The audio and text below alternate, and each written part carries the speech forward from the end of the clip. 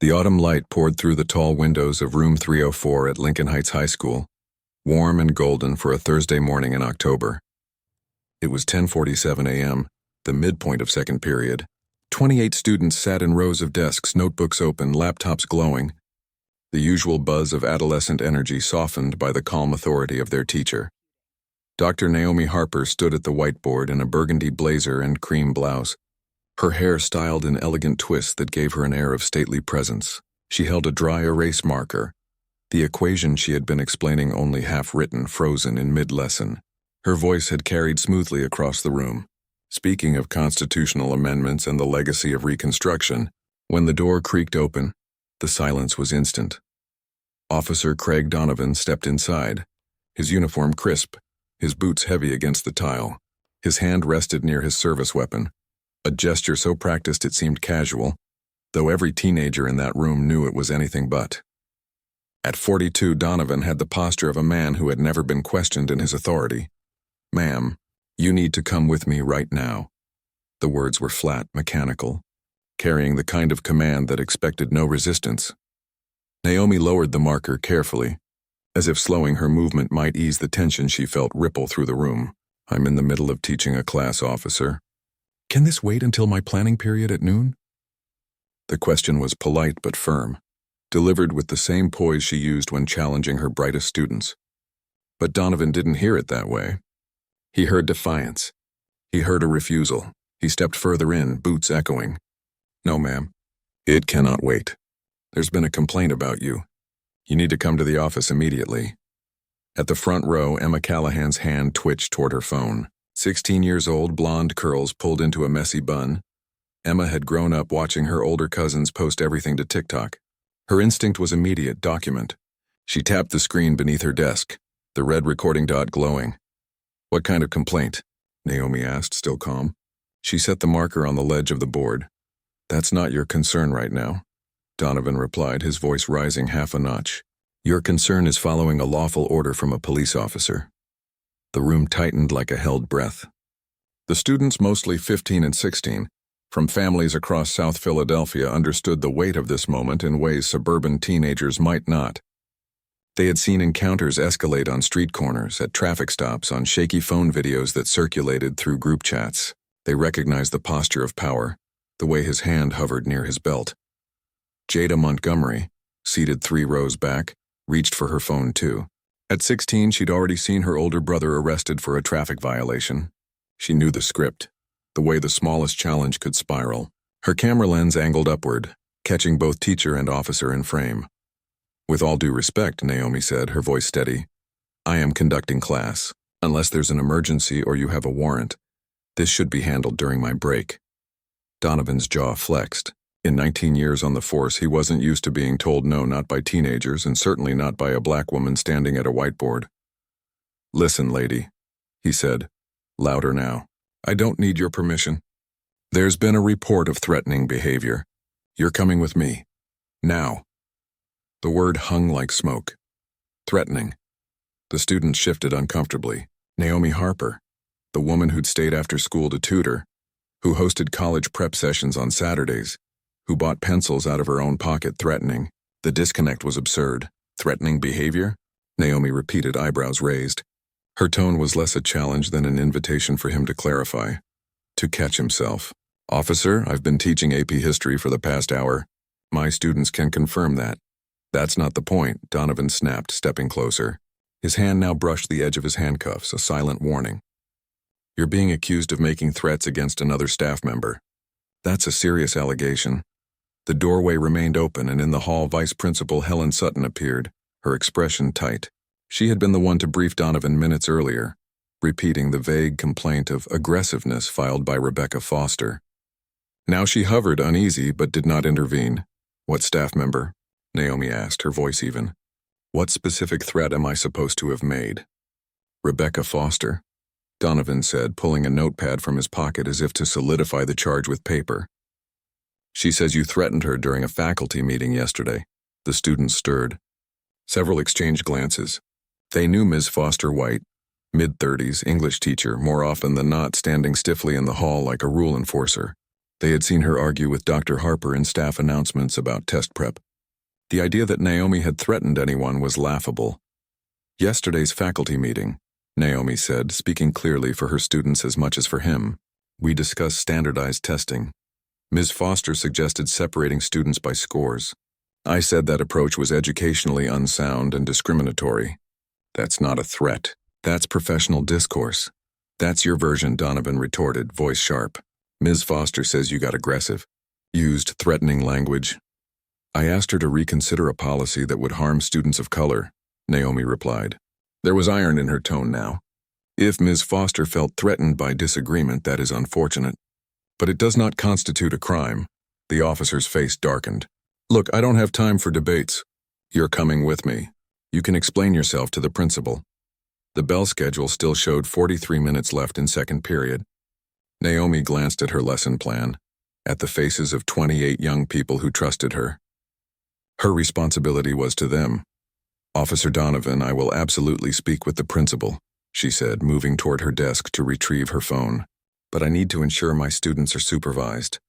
Let me call for a substitute. You don't get to make demands, Donovan barked. His hand closed on his cuffs. You're being detained. Turn around and put your hands behind your back. The classroom erupted in whispers, shocked gasps. Emma's livestream counter ticked upward 50, 75, then 100 viewers. Jada's recording captured the scene from another angle. Other students, emboldened, raised their phones too. Detained? Naomi repeated. For what crime? I have committed none. I'm a teacher doing my job. You cannot detain me without probable cause. I have a complaint. That's probable cause.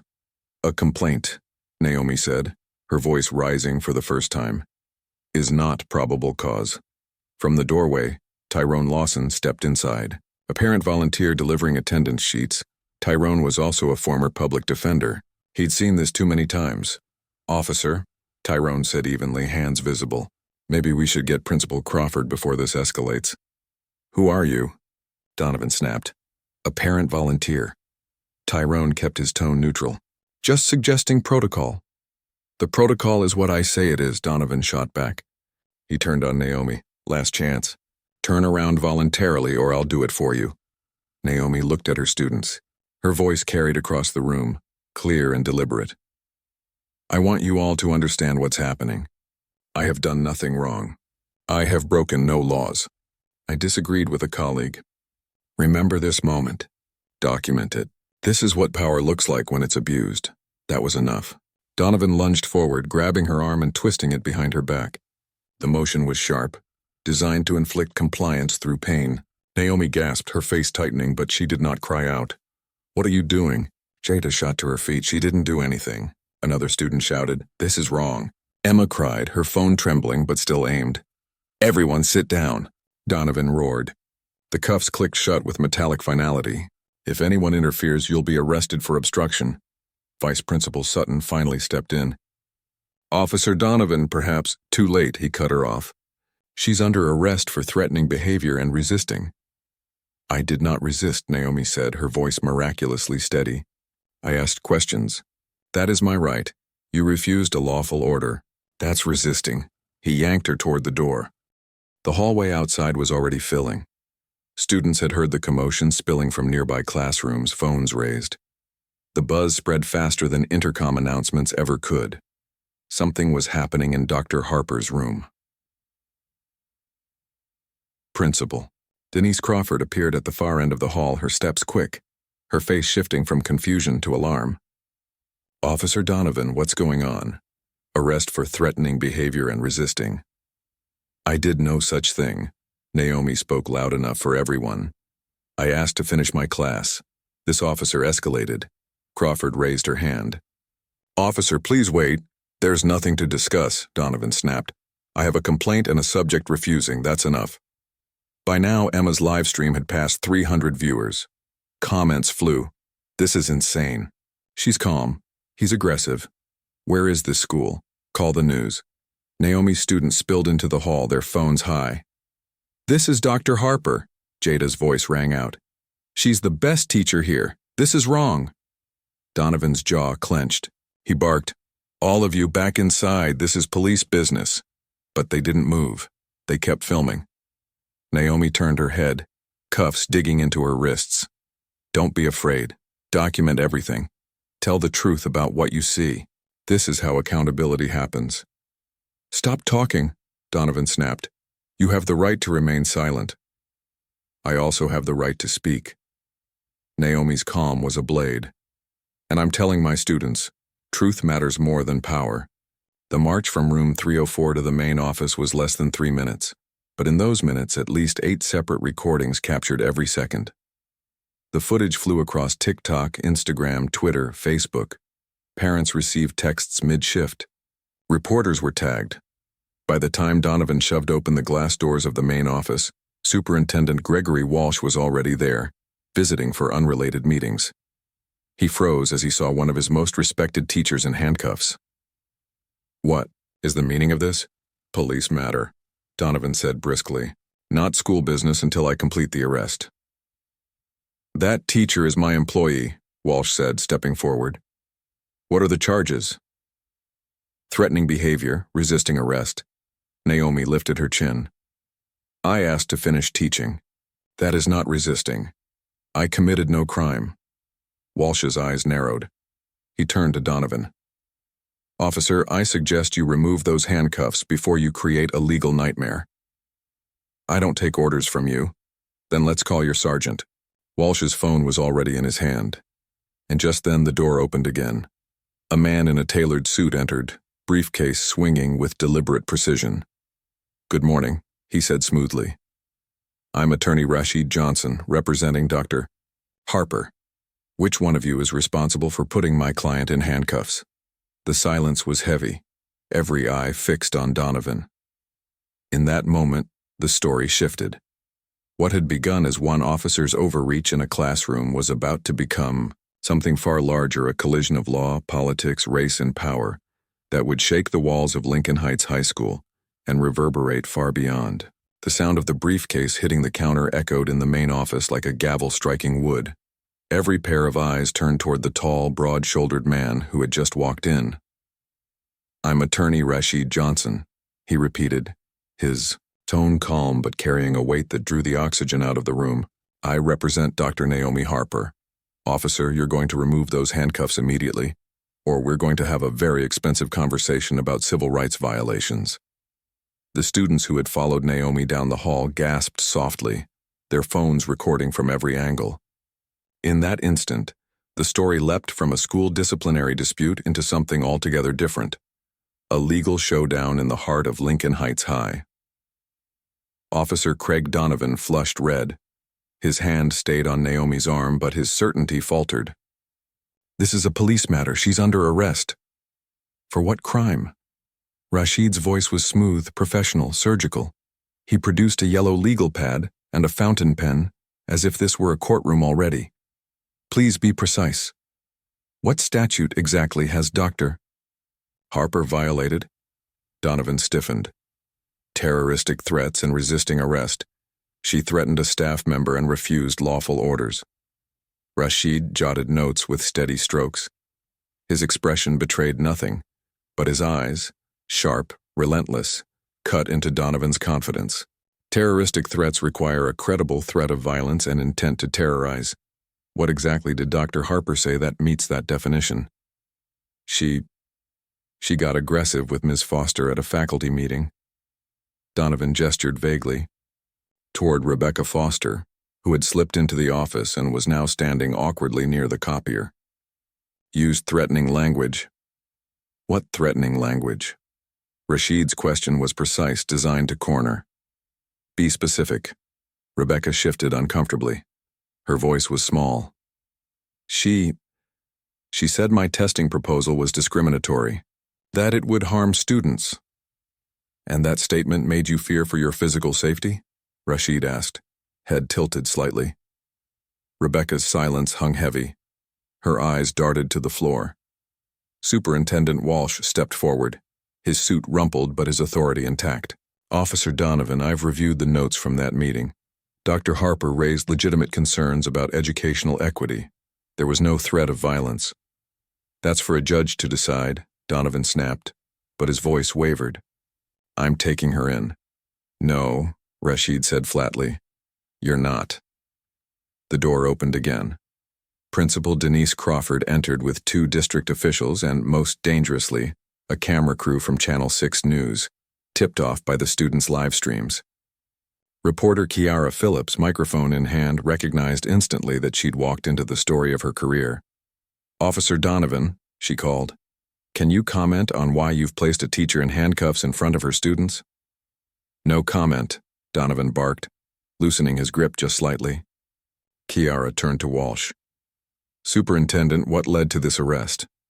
Walsh chose his words carefully. What I can tell you is that Dr. Naomi Harper is an outstanding educator with 8 years of exemplary service.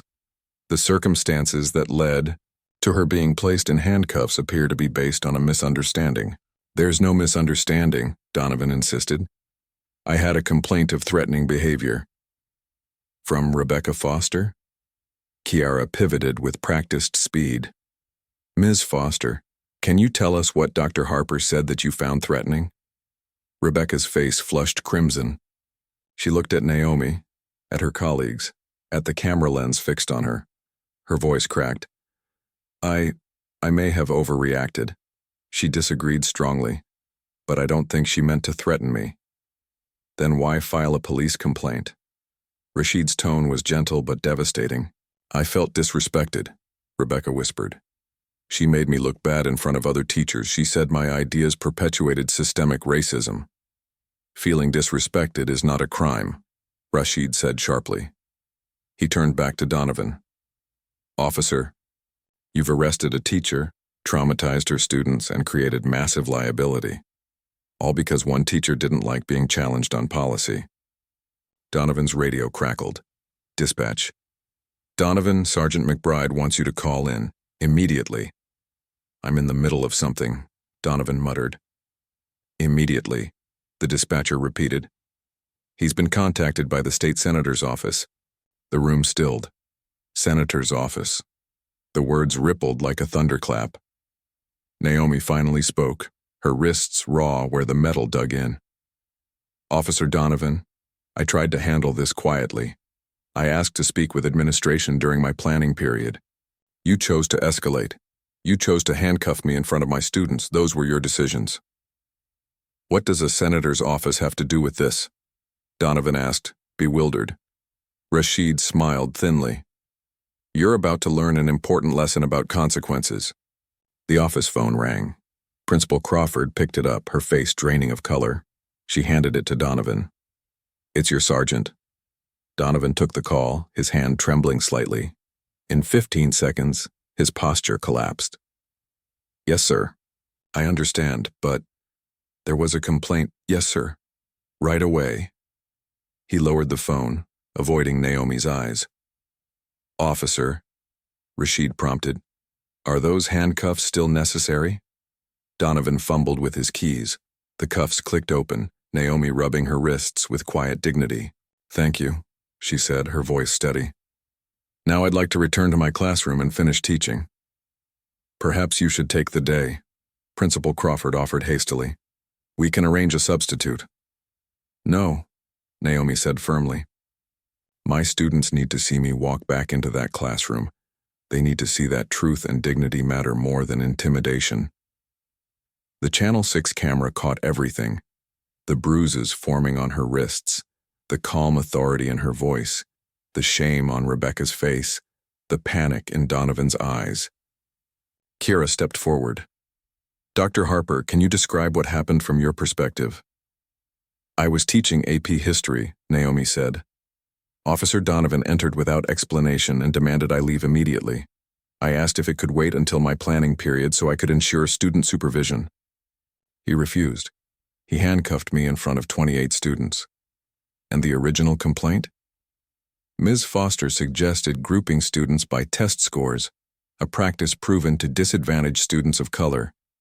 I disagreed, citing research. She apparently felt that disagreement was threatening. Rebecca looked ready to sink through the floor. Rashid pounced. Ms. Foster, would you like to revise your complaint?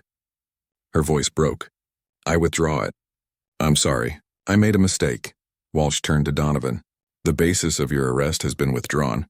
The charges need to be dropped immediately, Donovan muttered. Charges are dropped. That's not sufficient, Rashid snapped. Dr. Harper was illegally arrested, humiliated, and her civil rights violated. Dropping charges doesn't erase the harm. Donovan made for the door. Naomi's voice stopped him. You saw a black woman disagreeing with a white colleague and you assumed I was the aggressor. You didn't investigate. You didn't de-escalate. You wanted to show everyone who had power. That was your choice. Think about the message you sent to my students. Think about the lawsuit you've created. The silence was absolute. The Channel 6 camera whirred softly, capturing every syllable. Donovan left without another word. Naomi checked her watch. She'd been gone from room 304 for 47 minutes. Her students were still waiting. She turned to Rashid. Walk me back. As they moved down the hall, students lined the walls, their applause breaking like gentle thunder. We're with you, Dr. Harper. That was wrong what they did. She paused at her classroom door. Inside, 28 students sat frozen, notebooks untouched. Their faces lit up when she walked in. Good morning again, she said, picking up her marker as if nothing had happened. I apologize for the disruption. Let's return to our discussion of the 14th Amendment. Jada raised her hand. Are you okay, Dr. Harper? Naomi smiled faintly. I'm fine, Jada, thank you for asking. Another student. What's going to happen to that cop? That's not our concern right now, she said. Our concern is understanding how equal protection under the law changed the relationship between citizens and government. Who remembers where we left off? The room exhaled. Slowly, tentatively, learning resumed. But everyone knew nothing would ever be the same. Out in the hallway, Kara Phillips filed her first on-camera stand-up. This morning, a Philadelphia teacher was arrested in front of her students on disputed charges. Her calm professionalism contrasted starkly with an officer's escalation. Video footage already going viral raises larger questions about race, power, and authority in schools. And in a twist, her husband, Senator Isaiah Harper, has just been notified. The broadcast was hours away, but the story was already exploding online. The confrontation had ended, but the battle had only begun. The black SUVs rolled up to Lincoln Heights High School at exactly 1:43 p.m. The precision was no accident. Security detail vehicles always moved with choreography. The lead car scanning for threats, the senator's vehicle in the middle, the support SUV anchoring the rear. To the untrained eye, it looked like an ordinary motorcade. To those waiting inside, it felt like the arrival of something heavier. Word had already spread through the district offices. The senator was coming. Senator Isaiah Harper, Judiciary Committee Chair, civil rights attorney turned lawmaker, the man known in Harrisburg for dismantling police misconduct cases with surgical precision, and more importantly in this moment, the husband of Dr. Naomi Harper. Inside the main office, Superintendent Gregory Walsh's throat was dry. He'd been in education for decades, long enough to weather budget crises, protests, even school closings. But nothing in his career had prepared him for this, the arrival of a state senator, whose wife had been handcuffed in his district that morning. Principal Denise Crawford sat stiffly beside him, eyes fixed on the office door. Neither said much as the sound of polished shoes echoed down the hallway. When Isaiah Harper entered, the atmosphere changed. At 46, his presence carried both courtroom polish and political gravity. His charcoal suit was cut sharp, his burgundy tie deliberate, a subtle nod to the color Naomi had worn that morning. His expression was controlled, but the tension beneath his calm was unmistakable, like a storm cloud holding back thunder. 2 aides followed him, led by Tamara Pierce, his chief of staff. She carried a tablet already glowing with files, witness accounts, social media uploads, faculty emails. Everything that had unfolded between 10:30 and 11:30 was logged, time-stamped, and verified. Isaiah's security detail stationed themselves just outside, forming a silent wall of authority in the hallway. Superintendent Walsh. Isaiah's voice was polite, but blade-sharp. We need to have a conversation about this morning's events. Senator Harper, Walsh began, gesturing toward Principal Crawford's office. Please come in. They moved into the largest office space available, blinds drawn hastily to block the view of curious students lingering in the hall. Cameras from Channel 6 and other outlets were already circling outside, tipped off that the senator had arrived. Isaiah sat, but did not relax. His posture was upright, his hands folded loosely but his jaw set. Superintendent, my wife was handcuffed and arrested in front of her students for disagreeing with a colleague. I'd like to understand how that happened under your supervision. Walsh's throat tightened. Senator, I assure you we are treating this with the utmost seriousness. I was not aware of the situation until the arrest had already occurred. The moment I was, I intervened. Isaiah's tone remained calm, but each syllable landed like a hammer. But you didn't prevent it. A police officer disrupted a classroom, handcuffed a teacher, and arrested her without probable cause. That officer was called here by your staff. Someone made that decision. Principal Crawford cleared her throat, voice small. Senator, I did. A staff member filed a complaint this morning. She said she felt threatened. Given the climate around school safety, I thought having a police presence would help mediate. Isaiah's eyes narrowed. You called police to mediate a professional disagreement? He leaned forward. Do you understand what that decision did? It criminalized discourse. It turned a disagreement into an arrest. Do you see that? Crawford flushed crimson. I didn't anticipate the officer would escalate. Tamara Pierce glanced at her tablet.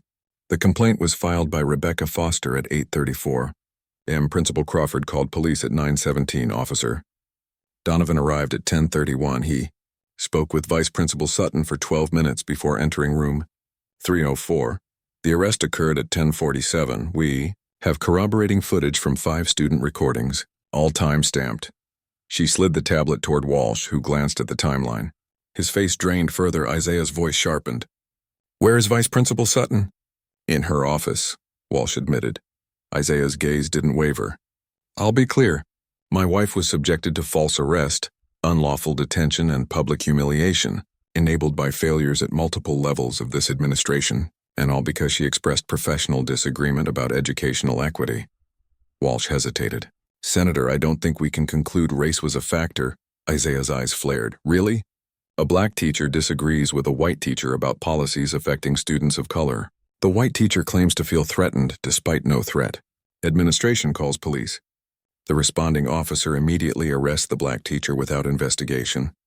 And you don't see racial bias? Silence, Isaiah pressed further, his words deliberate. This is not an isolated mistake. This is a pattern.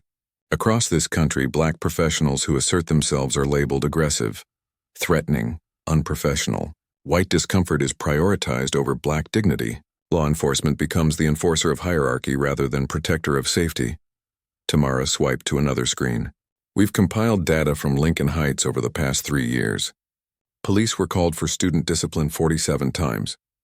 91% of those involved students of color. Police were called for staff conflicts 3 times. All 3 involved staff of color. 2 resulted in disciplinary action. The third is today's incident. She turned the tablet to Walsh. The numbers spoke louder than any speech. Walsh swallowed hard. The truth was laid bare in data he should have reviewed long ago. Should have isn't sufficient, Isaiah said, his voice steady but deadly calm. My wife earned her doctorate. She's published research on educational equity. She sits on the state curriculum committee. She is one of your finest educators, and you allowed her to be handcuffed in front of children who look up to her. The office door opened. Rashid Johnson stepped inside, followed by Naomi. The afternoon classes had ended. She was free to leave students in the care of substitutes. Isaiah's face softened for the first time all day. He rose immediately, moving to his wife's side, his hands brushing lightly over her wrists where faint red marks remained. I'm fine, Naomi whispered. She saw the storm in his eyes. Isaiah, I'm fine. You shouldn't have to be fine, he answered. Rashid opened his briefcase. I've prepared documentation for a federal civil rights lawsuit under Section 1983. False arrest, unlawful detention, violation of First Amendment rights, equal protection violations. Named defendants Officer Donovan, the Philadelphia Police Department, the school district, and several administrators. Walsh's skin went pale. Senator, surely we can resolve this without federal litigation. Isaiah leaned forward. And how exactly do you propose to resolve the fact that my wife was humiliated in front of her students? That her reputation was damaged? That she was criminalized for doing her job? Walsh scrambled. Immediate corrective action. Officer Donovan disciplined. New protocols for handling conflicts. Mandatory racial bias training. Rashid shook his head. That's a start, but it doesn't repair the harm. Principal Crawford spoke quietly. Dr. Harper, I want to apologize. I made a terrible decision. I should not have called the police. Naomi regarded her steadily. Apologies don't erase what 28 students saw, or what thousands online are watching. What's needed is systemic change. Independent oversight, accountability, policy reform. Isaiah added, additionally, the district will fund a comprehensive study of racial bias in discipline for students and staff. Results public. Recommendations implemented within 6 months. Progress monitored by an independent committee with community members. Tamara was already typing it all. Walsh nodded weakly. You have my commitment. Isaiah didn't extend his hand. I don't want your commitment. I want a signed agreement with enforceable measures. Monthly reports. Consequences if commitments aren't met. Rashid interjected. My office will draft it. Your council can review, but the framework will be ours. We've seen too many internal legal departments weaken accountability. The meeting stretched another 47 minutes. Every line of the agreement was hammered out timelines, reporting, oversight. By the end, it was airtight. At 3:30 p.m., Isaiah and Naomi left together. Students loitered near the entrance, craning for a glimpse. Dr. Harper, one shouted. We recorded everything. We got your back. Isaiah smiled faintly. His anger at the system didn't extend to these young people who had become witnesses and allies. Thank you for standing up for your teacher, he called back. That took courage. As they stepped outside, news vans swarmed. Reporters crowded forward. Channel 6's Kara Phillips was front and center. Senator Harper, can you comment on this morning's incident? Isaiah paused, the school visible behind him. He'd intended to wait, but this was the moment.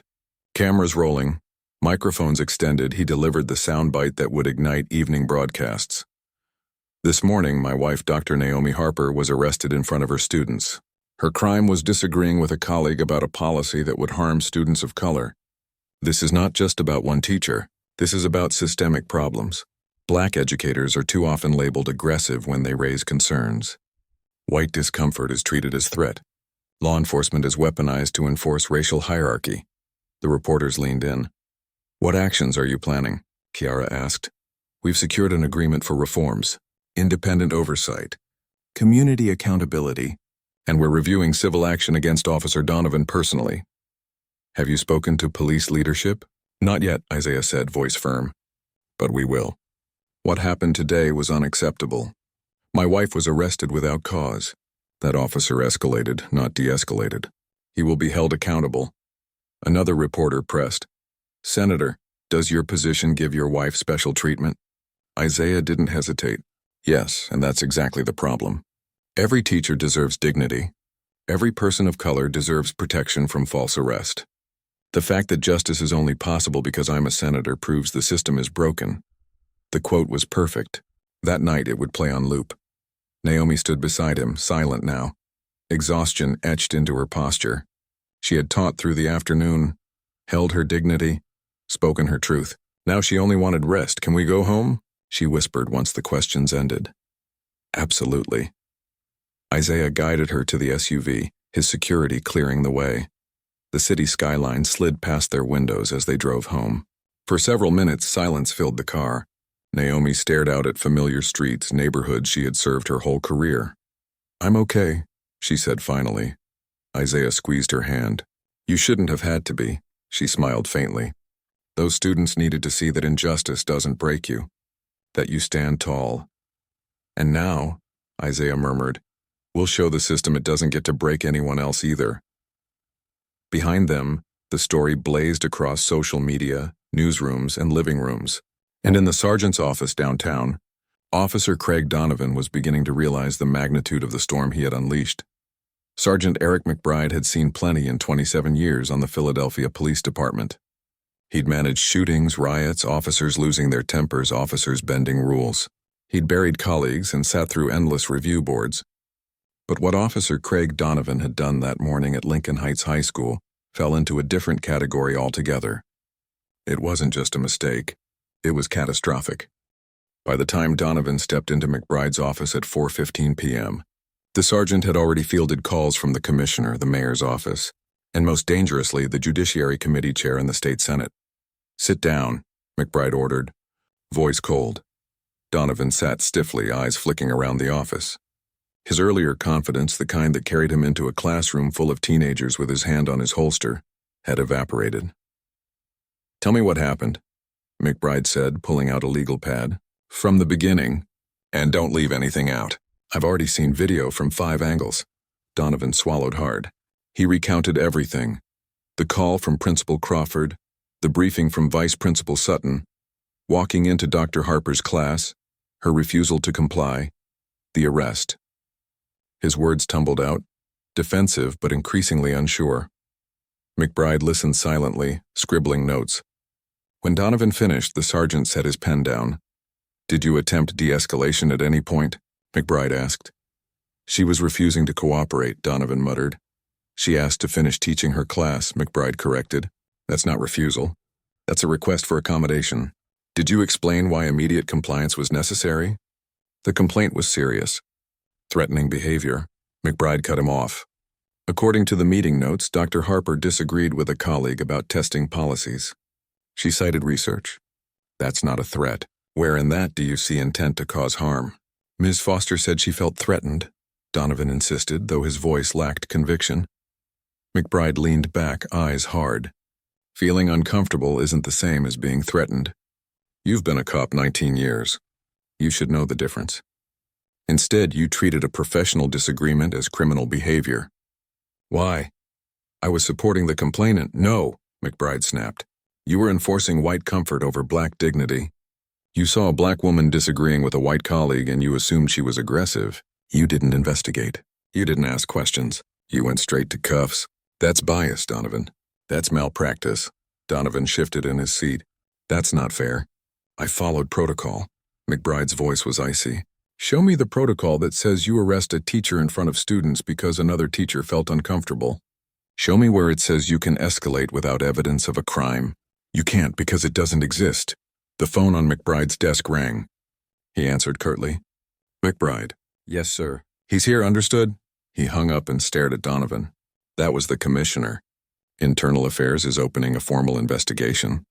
You're on administrative leave, effective immediately. Badge and weapon. The words landed like a guillotine. Sergeant, badge and weapon, Donovan, now. With shaking hands, Donovan unclipped his badge and unholstered his service pistol. He placed them on McBride's desk.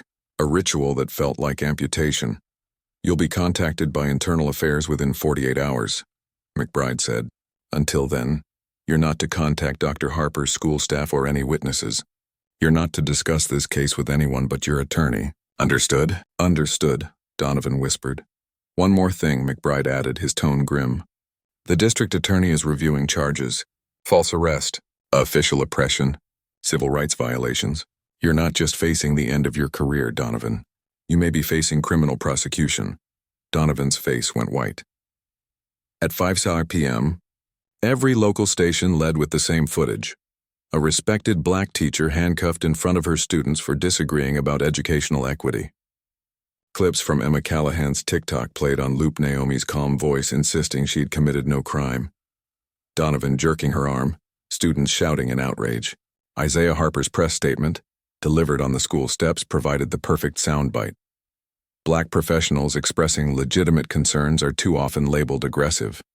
White discomfort is prioritized over black dignity. Law enforcement is weaponized to enforce racial hierarchy. The commentary was immediate. Civil rights leaders demanded accountability. Teachers' unions condemned the criminalization of professional disagreement. National outlets began calling the story a flashpoint in the debate over race and education. The Philadelphia Police Department issued a sterile statement.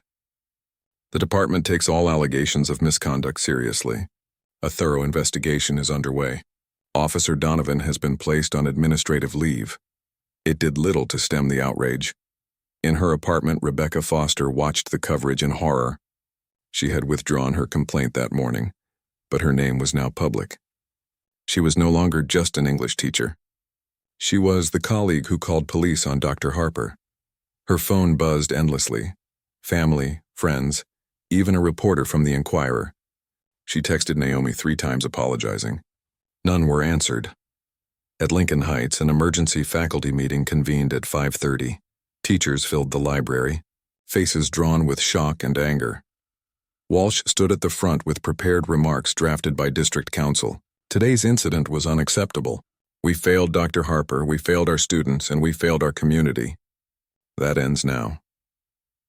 He outlined the agreement already forged with Isaiah and Naomi Harper. New protocols, independent oversight, community accountability, racial bias training. Some teachers nodded. Others looked skeptical. A few were visibly emotional, especially those who had witnessed Naomi led away in cuffs. Vice Principal Helen Sutton sat in the back row. She had already submitted her resignation an hour earlier. Walsh had accepted without comment. She understood her briefing to Donovan had framed Naomi as aggressive, a word that now burned with shame. Teachers raised hands. Why wasn't the union notified before police were called? How could administrative procedures collapse so completely? Would this have happened if Naomi were white? No one needed to answer the last question. Everyone knew. At 7 p.m., Channel 6 aired an extended segment by Kiara Phillips. Her voiceover ran over footage of Naomi teaching, intercut with students' videos. This isn't just about one teacher, Kiara intoned. It's about systemic patterns that criminalize blackness in schools. About who gets to raise strong opinions without being labeled threatening. About whose expertise is respected and whose is dismissed. Experts weighed in. Statistics appeared on screen showing disproportionate discipline for black students. Researchers spoke about the school-to-prison pipeline. The narrative was no longer local. It was national. The report ended with a pointed question. How many Dr. Harpers are out there who don't have connections to power? How many teachers, students, and parents endure similar treatment without recourse? At home in Chestnut Hill, Naomi sat in her study reading student emails. Dozens had arrived since dismissal. Messages of support, outrage, questions about her well-being. One from Jada stood out. Dr. Harper, I recorded everything. I have 2 videos from different angles. If you need them for your case, they're yours. What happened today was wrong. We all saw it. We won't let them pretend it didn't happen. Tears pricked Naomi's eyes. She had held herself together all day, projecting strength for her students, her husband, the cameras. But these messages pierced her defenses. Her students had witnessed injustice, and instead of withdrawing, they had chosen to stand with her. Isaiah entered quietly. How are you holding up? I'm reading student emails. She wiped her eyes. They documented everything. They want to testify. They understand what happened. They learned it from you, Isaiah said gently. You showed them how to stand with dignity under pressure. Naomi admitted softly. I was terrified. When Donovan grabbed me, all I could think of were the videos I've seen of encounters gone wrong. People killed for less, Isaiah pulled her close. I'm so sorry. After a pause, he said. Rashid called. Internal Affairs opened an investigation. The DA is considering charges. Donovan's finished. Good, Naomi said. Her voice hardened. But the system that enabled him isn't finished. That has to change. It will, Isaiah said. This is bigger now. Tomorrow's drafting legislation. Guidelines on police and schools. De-escalation training. Accountability for bias. We'll take this statewide. Naomi managed a tired smile. Always 10 steps ahead. Isaiah kissed her forehead. I learned from the best. Across Philadelphia, conversations multiplied. At dinner tables, community centers, teachers' lounges. On social media, in text threads. The incident had struck a nerve. Activist groups scheduled a rally for Saturday morning at City Hall. Demands included criminal charges against Donovan, firings of administrators who had called police, and systemic reform. The Philadelphia Teachers Union released a statement calling for contract protections. No police involvement in staff disputes without union representation. National civil rights groups reached out to Isaiah's office.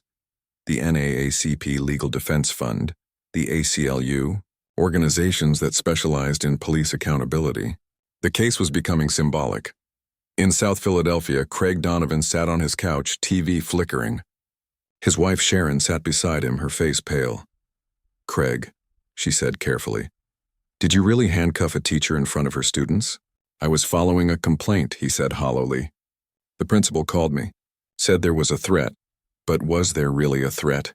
Sharon pressed. It sounds like she just disagreed about policy. Donovan stared at the screen, the footage replaying endlessly.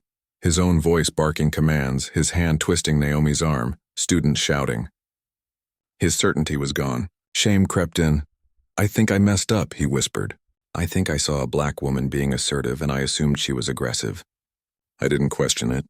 I just reacted." Sharon squeezed his hand. "You need a lawyer. A good one. This is serious," he nodded slowly. 19 years in uniform, undone in 19 minutes. His career was over. The question now was whether his freedom would follow. At 8:30 p.m., Naomi closed her laptop. She had answered every student email, thanking them, urging them to keep speaking truth. Isaiah found her in the kitchen making tea. "Tomorrow will be hard," he said.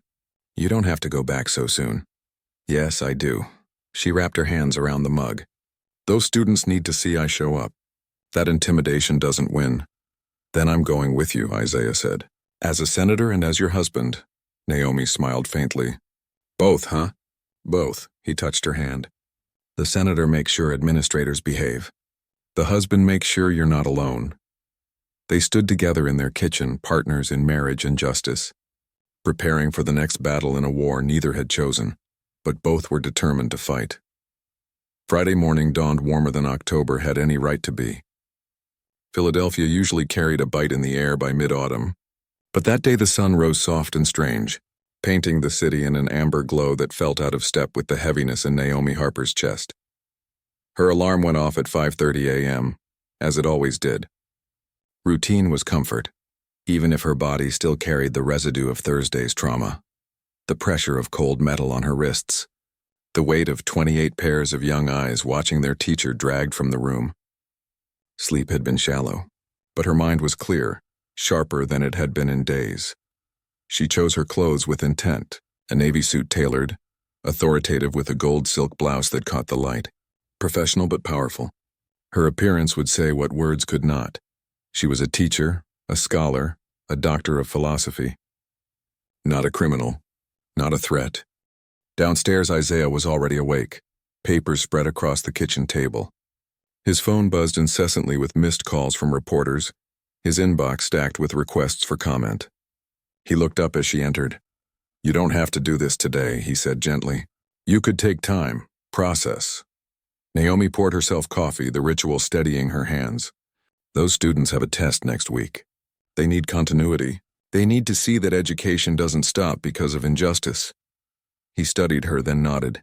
"Then I'm driving you." They left their home in Chestnut Hill in Isaiah's personal car, not the state-issued SUV. This wasn't a senator visiting a school. This was a husband bringing his wife back to the classroom she had fought to keep. The parking lot at Lincoln Heights buzzed with unusual energy. News vans lined the street. Camera operators loitered, waiting for a glimpse. Police cruisers idled near the entrance. Not with Officer Donovan behind the wheel, he was now on leave, but with others assigned to keep order if the press swarmed. Superintendent Walsh had insisted on additional security, not to control Naomi, but to protect her from chaos.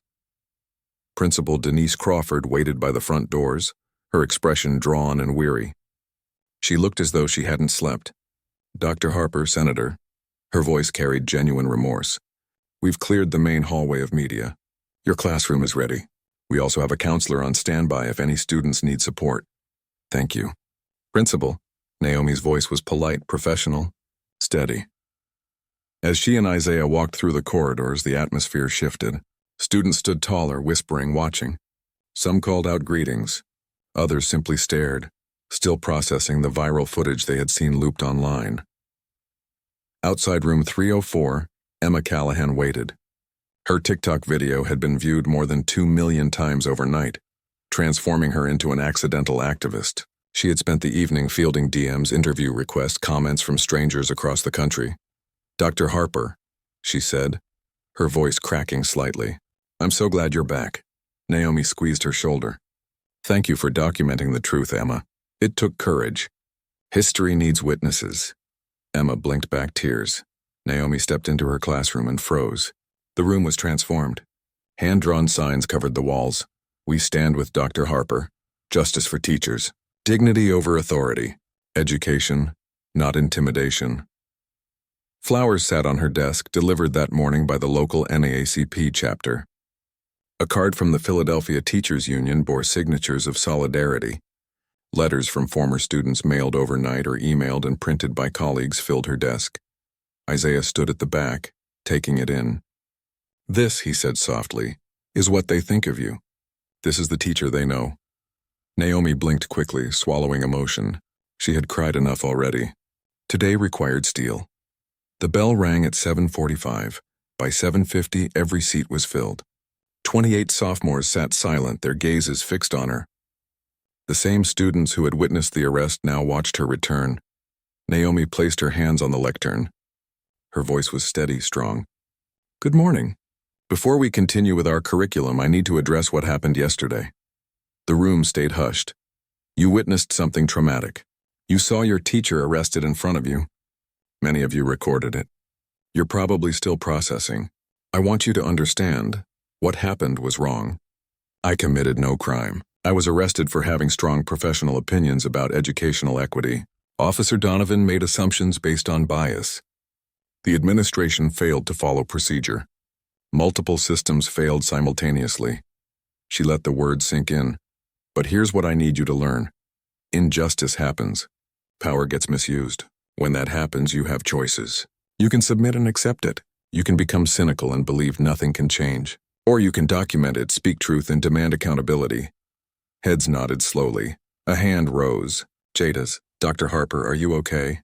Like, really okay?" Naomi considered her. "I'm angry. I'm hurt. I'm exhausted. But I'm here. Because education matters more than my feelings. You have a test next week. You deserve stability even when adults fail you." Another student asked, "Are they going to fire that cop?" "There's an investigation. He's on leave. There may be charges. But the legal process takes time." Emma raised her hand. "What about Ms. Foster? She started all this." Naomi exhaled slowly. "Ms. Foster made a mistake. She felt uncomfortable during a disagreement and characterized it as a threat. I hope she learns from this." "We all must." The door opened. Attorney Rashid Johnson entered with Tamara Pierce. "Excuse the interruption. I'm Attorney Johnson, Dr. Harper's counsel. Some of you recorded yesterday's events. That footage is crucial. If you're willing to share, we'll set up a secure portal. Your identities will be protected, hands shot up. Nearly every student had evidence." "Thank you," Tamara said, collecting names. "Your voices matter. You will help ensure accountability." When they left, Naomi returned to the board, where yesterday's interrupted lesson still lingered half-written. She picked up her marker. "Now, where were we?" "The 14th Amendment. Who remembers where we left off when we were interrupted?" Laughter broke the tension. Slowly, learning resumed. But the weight remained.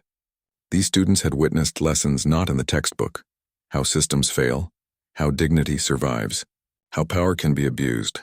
At 9:15 during second period, the resignation of Vice Principal Helen Sutton became effective. She cleaned out her office quietly, avoiding eye contact with colleagues. She knew her words had helped frame Naomi as aggressive. She knew what that word meant in the mouth of a white administrator describing a black colleague. The damage was irreversible. By third period, the building hummed back toward normalcy. Media vans rolled away. Police presence thinned. Classes resumed. But conversations rippled in teachers' lounges and cafeterias. Faculty debated new protocols. Students whispered about what they had witnessed. Everyone understood the school had crossed a threshold. At noon, Superintendent Walsh convened another emergency meeting. This one was different. Not a scramble for damage control, but the beginning of real policy. The new protocols were sweeping. No police called for staff disputes unless imminent physical danger existed. Mandatory cooling-off periods for professional conflicts. Union notification before law enforcement involvement. Independent review of all disciplinary actions involving staff of color. Some administrators balked. "It's restrictive," one argued. "It ties our hands," Walsh shook his head. "We created this crisis by failing to check our biases. These guardrails exist because we can't be trusted without them." His words stung. But they stuck. Rebecca Foster attended remotely, calling in sick. Her face on the Zoom window was pale, guilt etched deep. When asked for comment, she offered none. Back in room 304, Naomi powered through her lessons. She refused to let trauma derail her classroom. But between periods, she caught herself staring at the messages scrawled on posters around her room. "We stand with Dr. Harper, truth matters," each one a reminder of the weight she carried.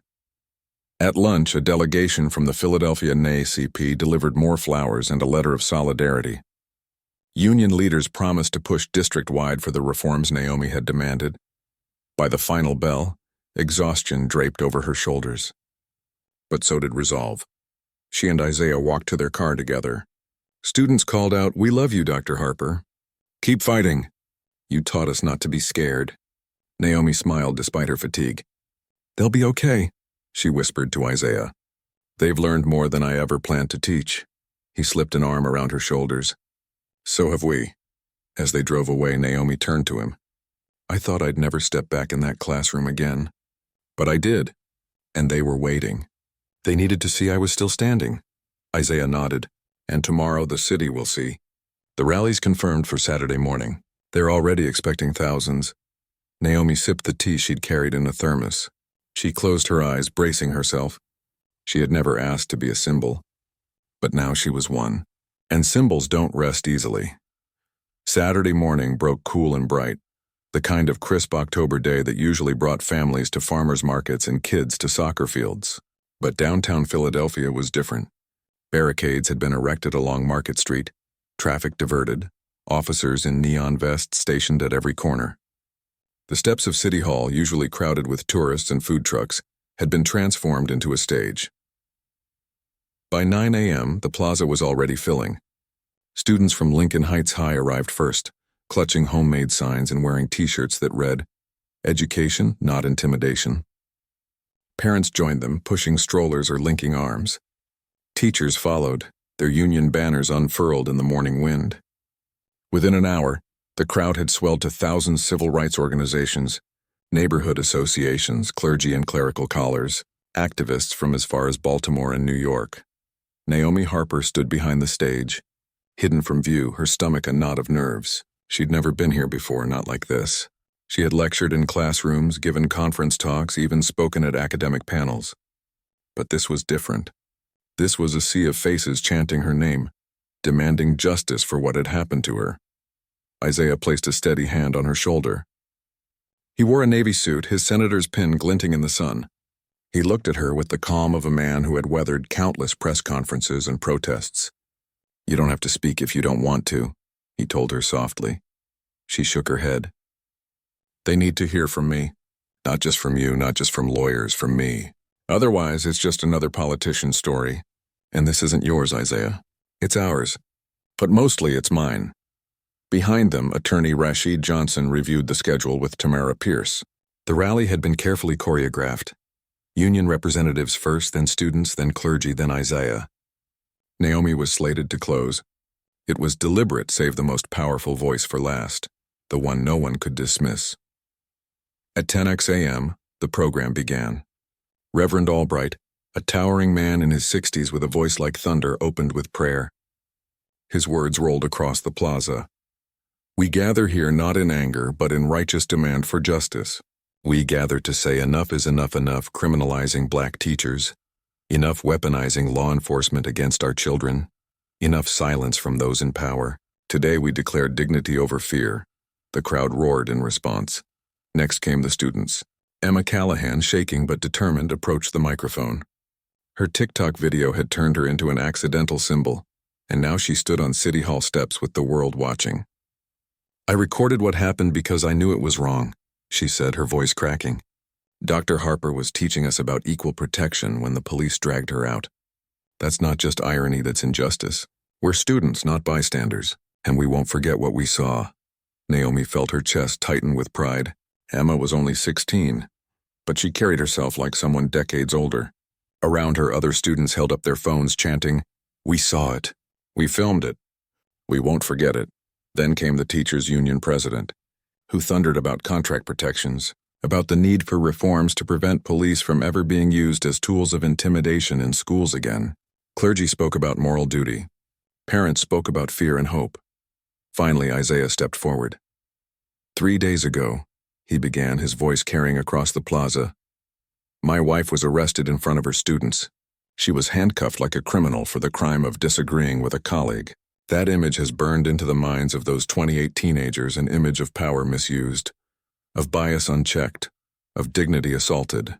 But it is also an image of resilience, because today my wife is not broken.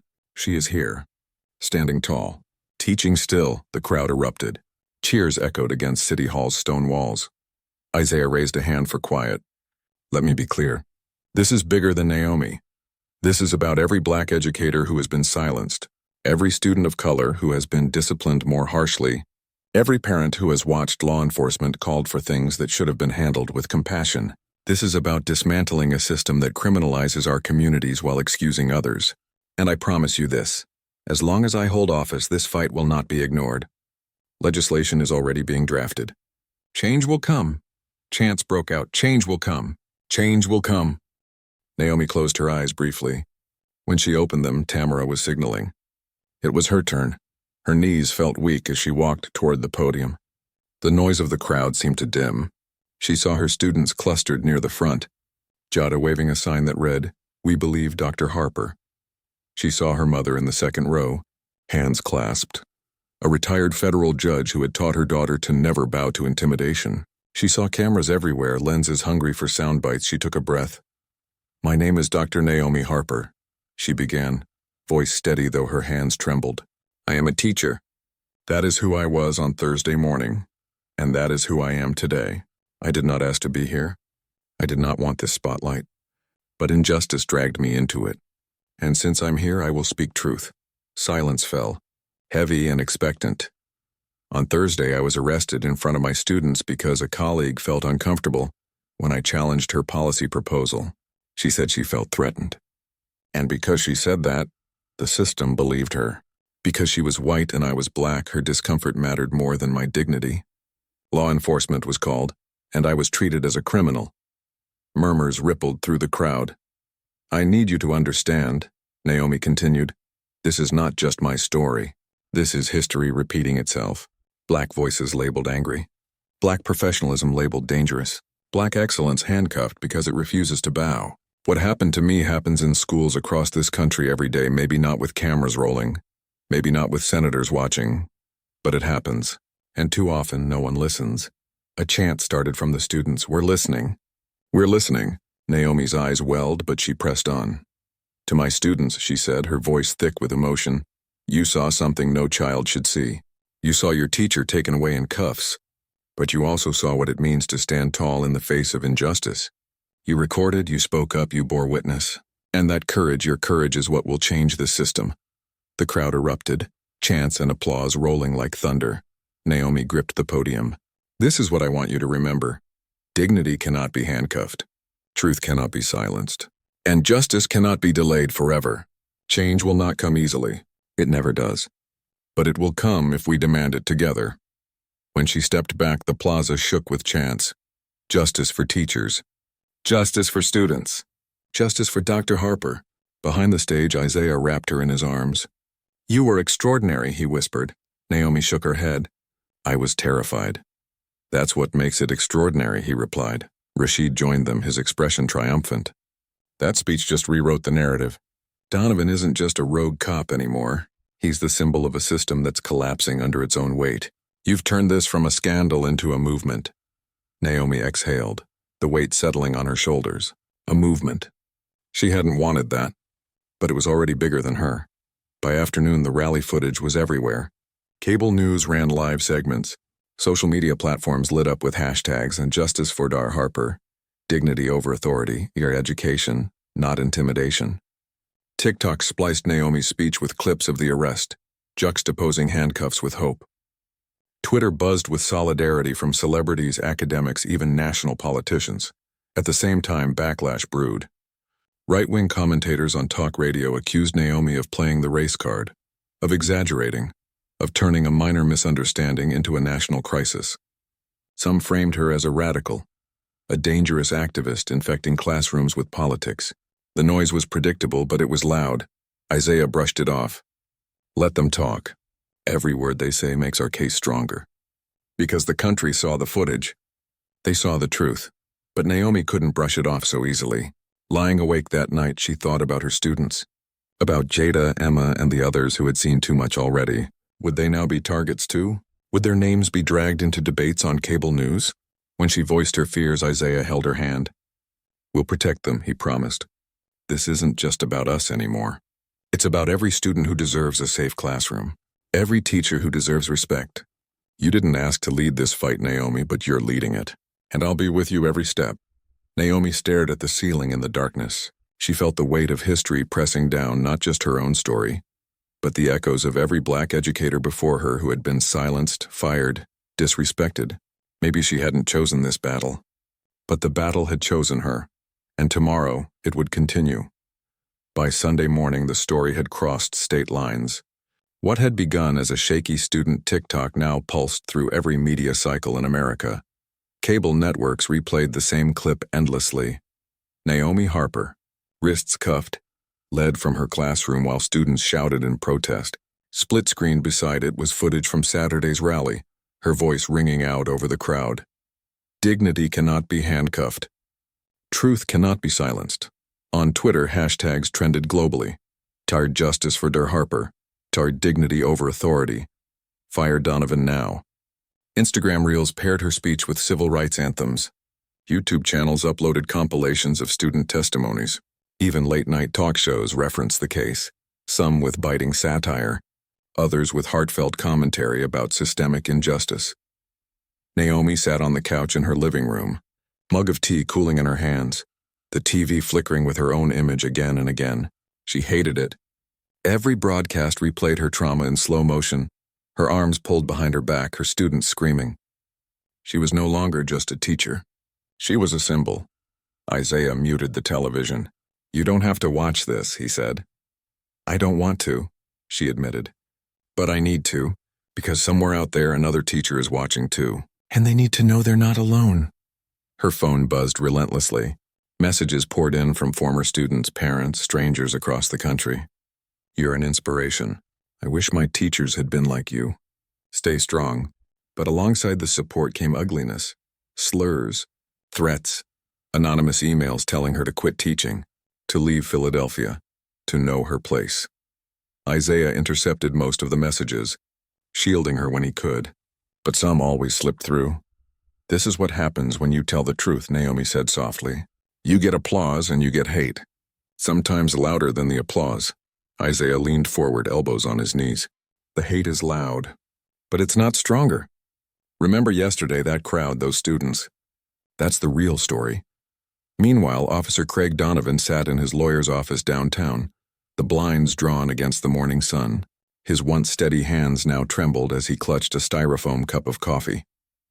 Across from him sat Robert Keene, a seasoned police union attorney with a reputation for defending even the ugliest misconduct cases. Keene scrolled through his iPad, the viral videos looping silently on screen.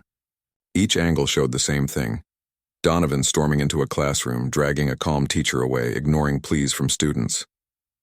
It looks bad, Donovan muttered. Keene raised an eyebrow. It doesn't just look bad, it is bad. Optics matter, but so does substance. You arrested a teacher in front of 30 kids with nothing but a shaky complaint and your pride. That's not just a procedural misstep. That's a lawsuit with your name on it. Donovan's face flushed. I was following protocol.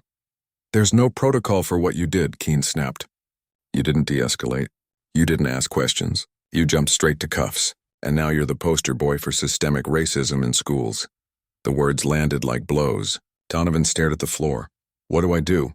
He asked. You do nothing. You shut your mouth. No interviews, no Facebook rants, no calls to reporters. We let the union fight this in arbitration. If the DA decides to press charges, we'll negotiate. But if you start talking, you'll sink yourself further. Donovan nodded numbly. He thought of his wife Sharon, who had barely spoken to him since Friday night. He thought of his teenage son, who had refused to go to church that morning, embarrassed by whispers in the congregation. He thought of his badge, the one now locked in Sergeant McBride's desk, maybe forever. Rebecca Foster sat alone in her apartment, curtains drawn. Her phone was a minefield. Angry voicemails from strangers, emails calling her a liar, her name trending on Facebook as the teacher who cried wolf. She hadn't left the house since Thursday. Grocery bags delivered sat untouched by the door. Her mother had called asking, why didn't you just talk it out with her? Her sister had texted, you've ruined your career. She kept replaying Thursday's faculty meeting in her head. She remembered Naomi's voice, passionate, insistent, forceful, challenging her policy proposal. Rebecca had felt cornered, embarrassed. She had labeled that feeling as threatened, knowing deep down that it wasn't true. She had made it into something it wasn't, and now the world knew. When the Inquirer called asking for an interview, she refused. When a local radio host left a message, she deleted it. There was nothing she could say to undo the damage. In her inbox sat 3 unanswered emails from Naomi, each polite but firm, declining Rebecca's attempts at apology. "We are not in a place where I can accept this. Not yet." Rebecca closed her laptop and buried her face in her hands. She was not the victim. She was the cautionary tale. On Monday morning, the Harpers sat at their dining room table as Tamara Pierce scrolled through briefing papers. "The governor's office has called twice," she reported. "They want to meet this week. Civil rights groups are drafting joint statements. The Philadelphia Federation of Teachers is preparing a citywide walkout if Donovan isn't formally charged, and NBC has requested an exclusive interview with both of you." Naomi shook her head immediately. "No interviews," Isaiah raised an eyebrow. "Naomi, this story is national now. If you don't tell your side, others will tell it for you. My side is in the videos. My side is in the rally speech. I'm not going to sit under hot lights and have some anchor ask if I provoked him. I've lived my truth." "That's enough," Tamara hesitated. "With respect, Dr. Harper, your truth is powerful. But if you don't control the narrative, opponents will twist it. Donovan's union is already framing this as a misunderstanding. Conservative media is calling you radical." Isaiah leaned forward. "She's right. We don't need a media tour, but one carefully chosen interview could cut through the noise. Someone sympathetic, someone who won't play gotcha, maybe PBS, maybe NPR." Naomi stared at her untouched tea. "I just want to teach. That's all I ever wanted." Isaiah reached for her hand. "And you will. But right now you're more than a teacher. You're the face of something bigger, and that's not fair. But it's real." Naomi squeezed his hand back. She didn't argue. By Tuesday, national coverage intensified. CNN ran a panel discussion titled "When Discipline Becomes Discrimination." Fox News countered with, "Are teachers weaponizing race?" Morning shows interviewed parents from Lincoln Heights who praised Naomi's dedication and condemned the arrest. Everywhere Naomi went, the grocery store, the gas station, even Sunday service, people recognized her. Some embraced her, thanking her for standing strong. Others glared, muttered under their breath. At Lincoln Heights, her classroom became a sanctuary. Students decorated the walls with more signs, more affirmations. "You're famous now," one joked. Naomi smiled, but the truth pressed heavier. She wasn't famous. She was scrutinized. In the evenings, Naomi and Isaiah sat together, decompressing. "This feels like it's spinning out of control," she confessed one night. "It is," Isaiah admitted. "But that's what movements do. They start small, then they spin. And if you guide them, they change things. If you let them spin uncontrolled, they burn out." "And what if I don't want to lead a movement?" she whispered. Isaiah pulled her close. "Then I'll lead. You just keep teaching." But Naomi knew better. She was already leading. Every camera pointed at her proved it. Meanwhile, Donovan's union issued its first public defense. Officer Donovan acted in good faith based on a credible complaint.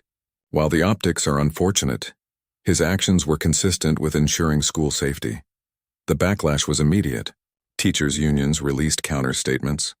Civil rights organizations condemned the phrasing, "Unfortunate optics does not excuse bias. Safety does not justify humiliation." Even the police commissioner distanced himself, calling the incident a failure of judgment under review. Donovan watched it all unfold from his living room, bitterness eating at him. "I'm being hung out to dry," he muttered to Sharon. She looked at him wearily. "Craig, you handcuffed a teacher in front of her students. What did you think would happen?" He had no answer. By midweek, Rebecca Foster reappeared, this time in a written statement. "I regret my complaint and the harm it caused Dr. Harper. I allowed my discomfort to be framed as a threat when it was not. I apologize to Dr. Harper, her students, and the community. It wasn't enough. Social media shredded her. The word Foster became shorthand for weaponized fragility.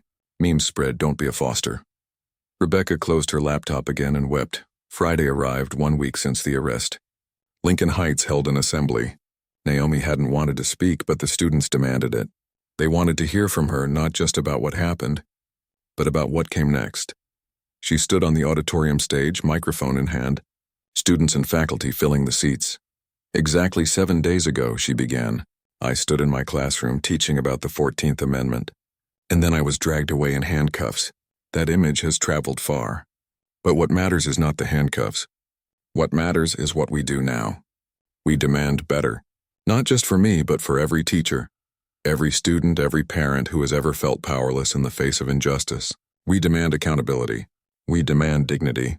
And together, we will have it. The auditorium erupted in applause.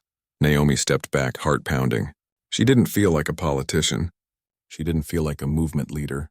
She felt like a teacher who had told her students the truth. And sometimes, that was enough. The following week began with storm clouds hanging over Philadelphia, both literal and political. At Lincoln Heights High, the rhythm of classes returned. But beneath the surface, tension simmered. Students whispered about lawsuits between algebra problems. Teachers paused mid-lesson when phones buzzed with district updates. In the staff lounge, every conversation circled back to Thursday's arrest. For Naomi Harper, the classroom remained her refuge. Every day at 7:45 a.m., she stepped through the door, greeted her sophomores, and picked up the marker.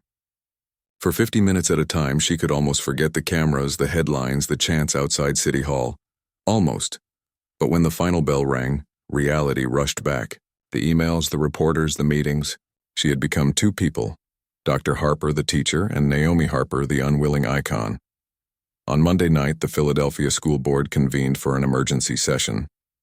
The chamber overflowed parents, teachers, students, activists, reporters. The agenda was clear: address the fallout or risk losing control of the district. Board President Elaine Gardner banged her gavel. We will hear public comment first. One by one, voices filled the room. A parent shouted, My daughter watched her teacher dragged away for telling the truth.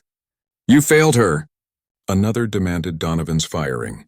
A Lincoln Heights student testified, voice trembling.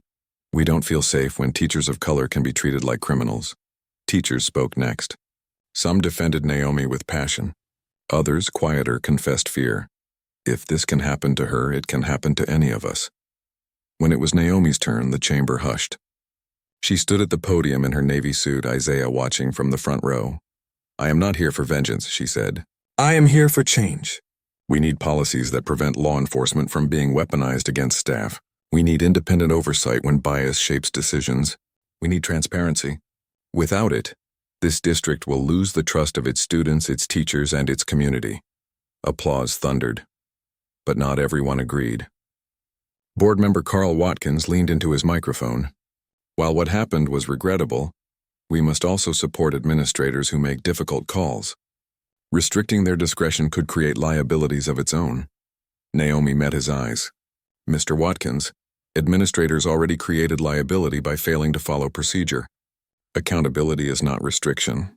It is protection for everyone. Her words rippled through the chamber like electricity. Even skeptics shifted in their seats. Meanwhile, in Harrisburg, Isaiah began drafting legislation. His Judiciary Committee staff worked late into the night, combing through state statutes. The proposal, a bill limiting police involvement in schools to imminent safety threats, mandating de-escalation training, and requiring racial bias audits in disciplinary cases. His aides debated details. Should the law apply statewide or only to urban districts? How would it be enforced? Could unions support it? Isaiah listened, scribbling notes. This isn't just about Philadelphia, he said finally. It's about every school in this state where students and teachers are treated as suspects first and human beings second. The bill will be statewide, non-negotiable. Tamara Pierce looked up from her tablet. You'll face pushback. Police unions will fight it. Conservative lawmakers will say it ties the hands of administrators. Isaiah's jaw tightened. Then we'll fight harder. This is not just policy. This is personal. The teachers' union held its own meeting that Wednesday in a cavernous auditorium near Broad Street. Hundreds attended, their voices echoing against the walls. Union President Carla Rodriguez stood at the microphone. Our contract must change. No teacher should ever fear being handcuffed for speaking truth. We demand protections. Union notification before law enforcement is involved in staff disputes. Mandatory representation. and consequences for administrators who bypass procedure. Cheers rose. Signs waved, protect our teachers. Never again. A motion passed overwhelmingly to prepare for a citywide walkout if demands weren't met within 30 days. Backstage, Naomi was mobbed by colleagues hugging her, thanking her, whispering stories of their own. I filed a complaint once and was told to calm down. I was written up for insubordination when I challenged a principal. I know exactly what happened to you. She listened, overwhelmed. It wasn't just her. It had never been just her. But for every victory, Naomi felt the toll mounting. At night, she lay awake, replaying Thursday over and over. Donovan's grip on her wrist, her students' cries, the click of handcuffs. Even now, when the classroom was quiet and safe, her body tensed at the sound of footsteps in the hall. One evening, while grading papers, she confessed to Isaiah, "I can't stop hearing it. The metal. The gasps. It's like it's happening again every time I close my eyes." Isaiah closed his laptop, pulling her into his arms. "That's trauma, Naomi. You're carrying it alone. You need to talk to someone." "I can't," she whispered. "If I break down, if I show weakness, the students will see. The movement will see. They need me strong." Isaiah tilted her chin to meet his gaze. "Strength isn't pretending it didn't hurt. Strength is surviving it and still standing. But you don't have to stand alone." For the first time in days, she let herself cry. Meanwhile, Donovan's world collapsed further. Internal Affairs interrogated him for 6 hours, dissecting every choice he'd made. He emerged pale, sweating, clutching his lawyer's arm. "Craig," Keene muttered as they walked to the parking lot. "Best case scenario, you get demoted and suspended. Worst case, you're facing charges. And with Senator Harper breathing down their necks, the DA isn't going to be lenient." Donovan's voice cracked. "I've given this city 19 years. And one decision destroyed all of them," Keene replied flatly. Rebecca Foster, too, faced her own crucible. After issuing her apology, she returned to school under tight supervision. The halls buzzed with whispers as she passed. Students glared. Teachers offered polite but distant nods. In the lounge, one colleague muttered, "She weaponized her feelings and nearly ruined a career." Another responded, "Not nearly. She did." Rebecca sat alone at lunch, staring at her untouched sandwich. She had wanted to be respected as an educator. Now she was infamous as a cautionary tale. When she passed Naomi in the hallway, she whispered, "I'm sorry." Naomi paused but kept walking.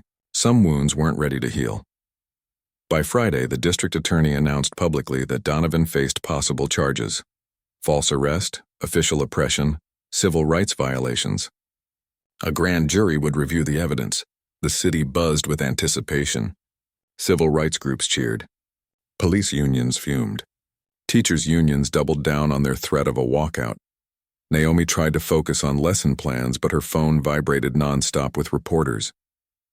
Every outlet wanted her reaction. She ignored them all. She would speak when she was ready and not before. That night, Isaiah returned from Harrisburg with drafts of the bill in his briefcase. He set them on the kitchen table with a sigh. "First reading is scheduled next month," he told her. "It'll be a battle, but the momentum is on our side." Naomi looked at the thick stack of papers. "It's not just policy anymore, is it? It's history." Isaiah smiled wearily. "History always starts with one moment. This was ours." But even as progress unfolded, the Harpers felt the strain of public life invading their private sanctuary. Paparazzi camped outside their house. Strangers stopped them in grocery stores. Supporters mailed flowers. Detractors mailed threats. One night, Naomi received a letter with no return address. It contained a single sentence: "You people ruin everything." She folded it quietly, placed it in a drawer, and whispered to Isaiah, "This is the cost." He took her hand. "It won't break us, not you." "Not us," Naomi nodded. But in the quiet hours of the night, she wondered, how long could they keep fighting before the weight crushed them? By late October, the battle had shifted from the streets and rallies to the courts and conference rooms. The energy of chants and signs gave way to the slower, colder machinery of law depositions, filings, motions. Rashid Johnson filed the lawsuit on a gray Monday morning. The thick stack of papers landed with a satisfying slap on the clerk's desk. A Section 1983 civil rights case naming Officer Craig Donovan, the Philadelphia Police Department, the school district, Superintendent Gregory Walsh, Principal Denise Crawford, and Vice Principal Helen Sutton. The charges: false arrest, unlawful detention, violation of First Amendment rights, equal protection violations. The complaint didn't just recount what had happened in room 304. It framed the incident as the culmination of systemic bias. Black educators at Lincoln Heights High and across the district are disproportionately targeted, their voices silenced through administrative escalation and, in this case, police involvement. Dr. Harper's arrest represents not an isolated mistake, but a pattern of discriminatory practices weaponized against professionals of color. The language was precise, surgical, devastating. By noon, every news outlet had the headline, "Senator's Wife Sues District. Police for Civil Rights Violations." Depositions began 2 weeks later in a downtown office tower with glass walls and neutral carpeting. Naomi sat at a long mahogany table, Isaiah by her side, Rashid across from her with his legal team. Opposite sat district lawyers, police union attorneys, and court reporters tapping every word. Rebecca Foster was the first witness. She sat stiffly, hands folded, eyes downcast. The district's lawyer tried to keep her answers controlled, but Rashid's questions sliced through her defenses. "Ms. Foster, did Dr. Harper ever threaten you with physical harm?" "No."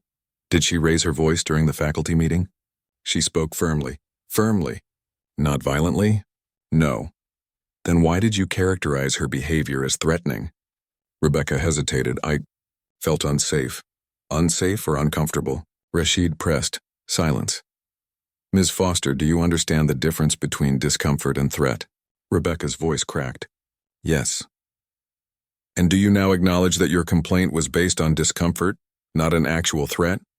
Tears welled. "Yes." The stenographer captured every word. Vice Principal Helen Sutton was next. She looked smaller than Naomi remembered, diminished by resignation and shame. "Ms. Sutton," Rashid began, "when briefing Officer Donovan, did you describe Dr. Harper as aggressive?" "Yes." "Why did you use that word?" It was the word that came to mind." Was Dr. Harper shouting? Threatening violence?" "No." "Then what made her aggressive?" Sutton shifted in her seat. She was challenging policies. She was strong in her disagreement. Strong disagreement. Isn't that the essence of professional discourse? Yes. "Ms. Sutton, are you aware that the word aggressive has historically been used to stereotype black professionals when they express strong opinions?" Sutton's face crumpled. "Yes." "And do you acknowledge that your use of that word contributed directly to Dr. Harper's arrest?" Her voice broke. "Yes." Isaiah watched silently, his jaw clenched. He knew these answers would fuel more than a lawsuit. They would fuel legislation. Finally, Donovan. He arrived with his lawyer, Robert Keene, face pale, eyes ringed with exhaustion. He had lost weight. His uniform was replaced by a plain suit that looked borrowed, ill-fitting. Rashid leaned forward. "Officer Donovan, why did you enter Dr. Harper's classroom?" "There was a complaint." "What kind of complaint?" "A threat." "From whom?" "Ms. Foster." "What did she claim?" "That Dr. Harper threatened her." "And did you investigate that claim before making the arrest?" "I had her word. Just her word." "No evidence?" "No." "No corroboration?" "No." "Officer Donovan, you've been a police officer for 19 years. Do you consider one person's feelings, absent evidence, probable cause for an arrest?" Donovan shifted uncomfortably. "It depends. On what?" "On the situation," Rashid's voice sharpened. "And in this situation, a white teacher said she felt threatened by a black teacher. And you accepted that without question. That's not yes or no, officer. Did you question it?" "No." The room went still. The court reporter's keys clicked like gunfire. Rashid leaned back. No further questions. The depositions leaked within days. Local papers ran excerpts. National outlets quoted Sutton's admission and Donovan's no. Public opinion hardened. Editorials demanded accountability.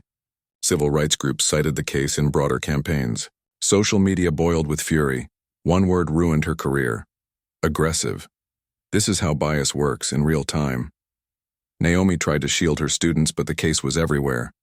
In the cafeteria, kids debated the meaning of threat. In history class, they drew parallels between the 14th Amendment and the lawsuit unfolding around them. Naomi embraced it as a teachable moment.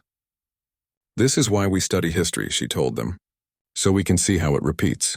So we can recognize injustice not as accident, but as pattern." In November, the first hearing took place in federal court. The Harpers entered hand in hand, cameras flashing outside. Inside, the air was heavy with anticipation.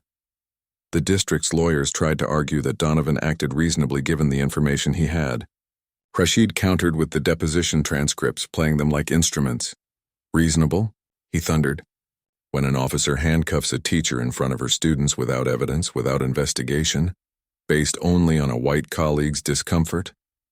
That is not reasonable. That is unconstitutional." The judge, a stern woman with silver hair, listened intently. She did not smile. She did not frown. But her eyes never left Donovan as Rashid spoke. When the session adjourned, reporters swarmed. Naomi said nothing. Isaiah gave a brief statement. "This case is not just about one teacher. It's about dismantling the bias that criminalizes educators of color. We will see this through." Meanwhile, Donovan's life unraveled. He returned home each night to silence. Sharon barely spoke to him, her patience frayed. Their son refused to wear his school hoodie, afraid of whispers. Bills piled up as Donovan's suspension stretched on. In dark moments, he replayed Thursday in his head. The way Naomi had looked at him, calm and unyielding, telling her students to document everything. He had thought he was in control. Now he saw how quickly control had slipped away. One night, Sharon asked, "Craig, do you regret it?" He hesitated, then whispered, "Yes." It was too late. For Naomi, the toll was quieter but no less heavy. Each day in the classroom was a reminder of what had happened. The desk where Donovan had stood, the marker she'd dropped when cuffed, the windows her students had peered through. But each day was also resistance. Every lesson she taught, every student who raised their hand, every test graded was proof. She would not be silenced. At night, she and Isaiah prepared for the next stage. Rashid warned them the case could drag for months, maybe years. But the depositions had already changed the landscape. "This isn't just a lawsuit anymore," Rashid said. "It's a precedent in the making," Isaiah nodded. "And when precedent is set, history follows." Naomi stared at the piles of legal briefs. She was tired, so tired. But also steady, she whispered, almost to herself. "Let history follow, then." By December, the grand jury handed down its decision. Officer Craig Donovan would face charges of false arrest and official oppression. Philadelphia erupted. The district issued a statement promising cooperation. Police unions fumed but could not silence the headlines. Donovan himself was booked, fingerprinted, and released on bail. For Naomi, the moment was bittersweet. Justice was moving forward, but so slowly and at such cost. She still woke in the night, heart pounding with echoes of metal. She still flinched when strangers shouted her name in public, but as she stood before her students explaining the grand jury process, she realized something profound. Her story had become their civics lesson, not from the textbook, not from simulations, but real, living, breathing, and sometimes, that was how change began. Winter settled over Philadelphia with a brittle chill, snow dusting rooftops and turning the city into a muted landscape of gray and white. Inside Lincoln Heights High, heaters clanged in the radiators and scarves draped over student desks. The semester moved forward as semesters always do. But no one could deny that the school was not the same place it had been in early October. It was, in many ways, Naomi Harper's school now. The reforms came slowly at first, but by January they were unmistakable. The school board, under relentless pressure from parents, teachers, and the union, adopted new policies, police involvement strictly limited. No officer could be called into a classroom without imminent threat of violence. Mandatory bias training. Administrators and staff were required to undergo intensive workshops, independent oversight. An equity review panel was created, including teachers, parents, and students, to monitor disciplinary decisions. The language of these reforms echoed Naomi's own words from the rally, the depositions, the hearings. Dignity over authority. Education, not intimidation.